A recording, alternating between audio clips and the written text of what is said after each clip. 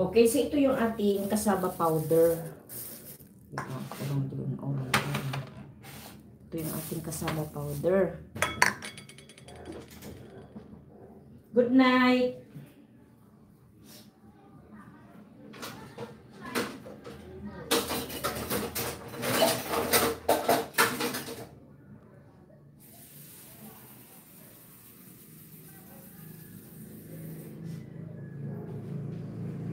Tapos itong ating tasa,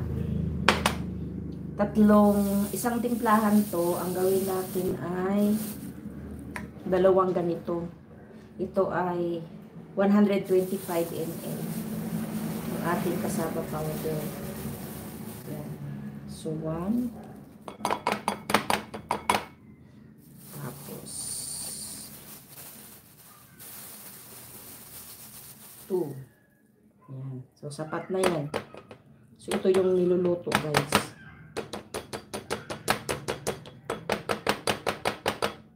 Ayan. Ito, ibalik ko na doon. Tapos, ito, nilagyan ng kasaba. Pag bumibili ako na, dinadamihan ko na para hindi ko balik-balik.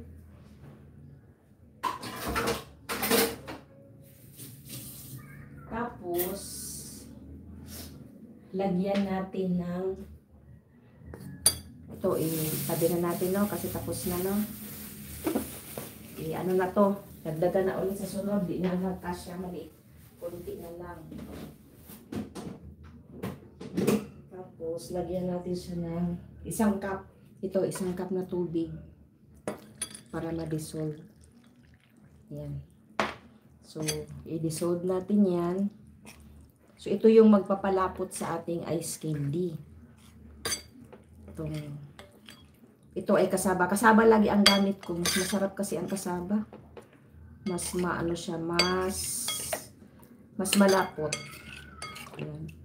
So, alisin natin yung nakadikit sa mga kutsara. At ang sugar natin, guys, ay white. Hindi na ako gumagamit ng ibang sugar. Yung mga pula. Hindi na, white na lahat. Para lumabas yung kulay. Ito yung sugar natin, white. Isang 1/4, dalawang 1/4, tatlong 1/4. So, yun ang bumubuo sa ating ice candy. So, 3 pirasong maliit na mangga. Right? Isang evaporada.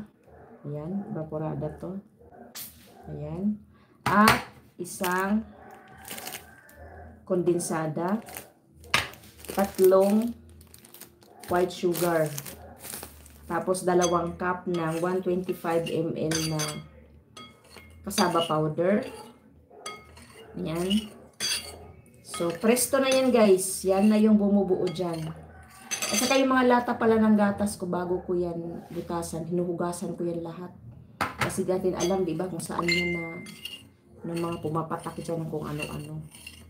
Ayan, so, okay. So, ngayon ay magbilang tayo ng tubig. Yung ating pinakasabaw ng ating ice candy. Okay, kung buko ang gamit natin, guys, pati yung sabaw ng buko ay isasama ko. Pero ito ay mangga. Lahan, gasa ko na yung kaldero natin. Ating caldos.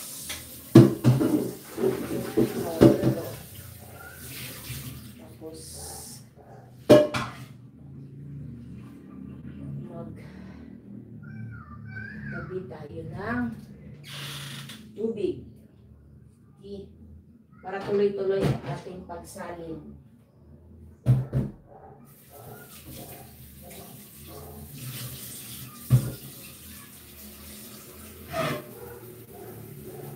Okay. Sige, dito tayo magsukat para at least makita nyo rin, no? Kita nyo rin, di ba? Yung aking kaldero, magic yan, guys. Wala yang kabilang tangkay. Oops, malapit na mapuno.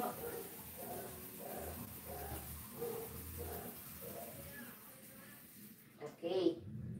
So, sa isang timplahan, guys, meron tayong 8 baso. Mag-screencast ulit ako, guys. Ay, screencast.